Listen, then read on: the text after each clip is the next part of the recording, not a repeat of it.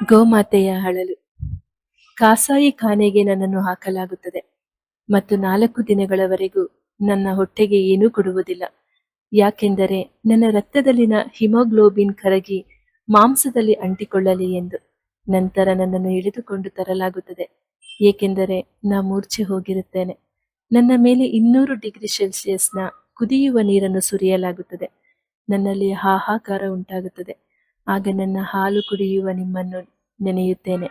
ನಂತರ ನನ್ನನ್ನು ಕಠೋರವಾಗಿ ದೊಣ್ಣೆಯಿಂದ ಒಡೆಯಲಾಗುವುದು, ಯಾಕೆಂದರೆ ನನ್ನ ಚರ್ಮ ಸುಲಭವಾಗಿ ಬಿಡಿಸಿಕೊಳ್ಳಲಿ ಎಂದು.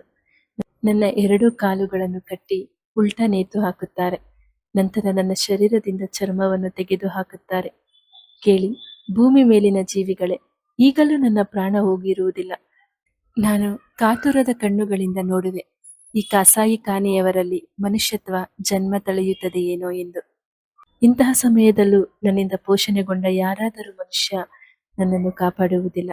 ನನ್ನ ಚರ್ಮದ ಮೇಲೆ ಆಸೆ ಇಟ್ಟುಕೊಂಡವರೇ ದುಷ್ಟ ಕಾಸಾಯಿ ಖಾನೆಯವ ನನ್ನ ಜೀವವಿರುವಾಗಲೇ ನನ್ನ ಚರ್ಮ ತೆಗೆದು ಬಿಡುತ್ತಾರೆ.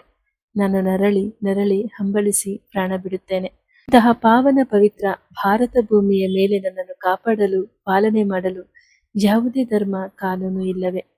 ನಿಮ್ಮಿಂದಾದ ಕ್ರೂರವಾದ ಅತ್ಯಾಚಾರವನ್ನು ಸಹಿಸಿಯೂ ಕೂಡ ನಾನು ನಿಮಗೆ ಶಾಪವನ್ನು ಕೊಡಲಾಗದು, ಏಕೆಂದರೆ ನಾನು ನಿನ್ನ ತಾಯಿಯಲ್ಲವೇ?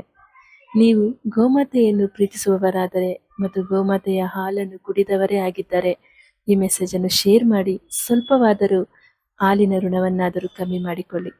ಹಿಂದೂಗಳೆಲ್ಲರ ಒಂದೇ ಕೂಗು, ಇನ್ನು ಗೋ ಹತ್ಯೆಯನ್ನು ಸಹಿಸಲಾಗದು.